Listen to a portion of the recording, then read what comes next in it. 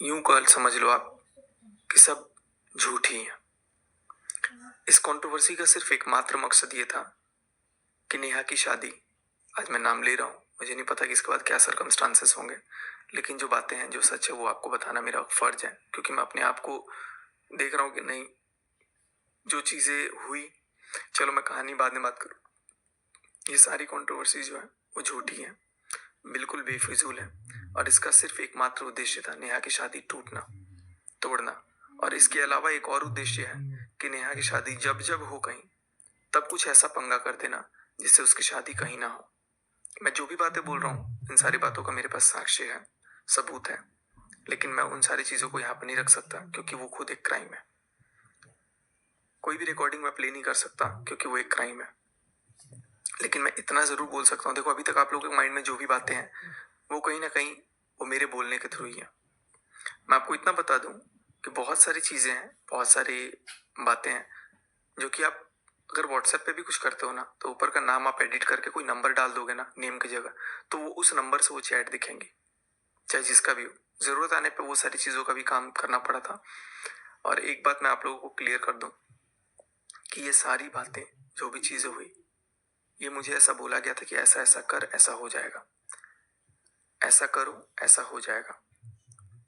मैं इस बात से कहीं डिसएग्री नहीं करूंगा कि कुछ बातें जो हैं वो वाकई में सही थी, लेकिन कुछ चीजें क्या, बहुत सारी चीजें थी। इसका एकमात्र यही मेन मोटिव था कि उसकी शादी टूट जाए, और शादी टूटने के बाद कहीं और भी शादी ना हो पाए।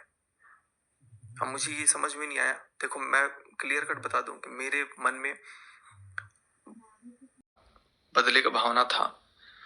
कुछ दिन तक मैं सहा, कुछ दिन तक चीजें ठीक भी थी, और जैसे जैसे एक महीना गुजरा, 6 अक्टूबर को सगाई होती है, 7 नवंबर को पहली वीडियो आती है जिसमें मैं बताता हूँ पूरे 1 महीने बाद कि भोपाल में मेरे साथ क्या हुआ था।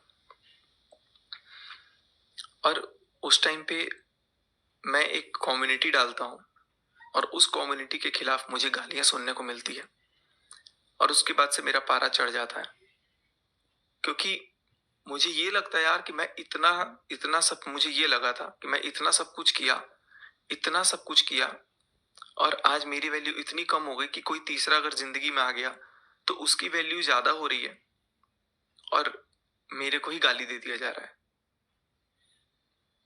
तो ये चीजें कहीं ना कहीं मेरे बर्दाश्त के बाहर थी।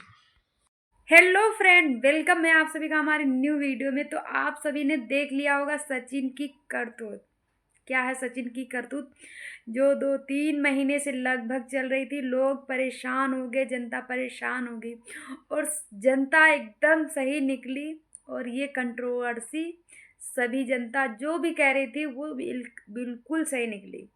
जो सब लोग सोच रहे थे ऐसा होगा, ऐसा होगा, ऐसा होगा, वही कुछ अलग नहीं हुआ, सब कुछ वही निकला। और सचिन, मनीषा, नेहा, सबके तीन तिगाड़ा काम बिगाड़ा, वही कहते हैं ना, सब एक हो गए। आज मुझे लग रहा कहीं ना कहीं नेहा ने इनको बोला है कि मुझे क्लीन चिट दो, तभी सचिन ने वीडियो बनाई है। दो रोने की वीडियो है ना, आज रिलीज की, क्योंकि इसको कहीं ना कहीं लग रहा था कि नेहा, आज कह रहा है कि नेहा ने माफ़ी नहीं मांगी, वो गलत सही थी इसलिए उसने नहीं मांगी। बहुत अच्छा किया, नहीं मांगी। मैं गलत था, मनीषा गलत नहीं थी। आज सबको क्लीन चिट दे दिया, और खुद गलत बता के अपना तो डेली वीडियो ही डाल रहा है। और हम बने जनता, हम सब बेवकूफ़ बन गए। बट जो भी था सच था, कहीं ना कहीं सच था। बहुत सारी चीज़ें, कोई इमोशंस किसी के साथ, किसी इमोशंस के साथ खेलोगे तो बहुत बुरा अंजाम होगा, और होगा। अभी देखो आगे आगे क्या होता है।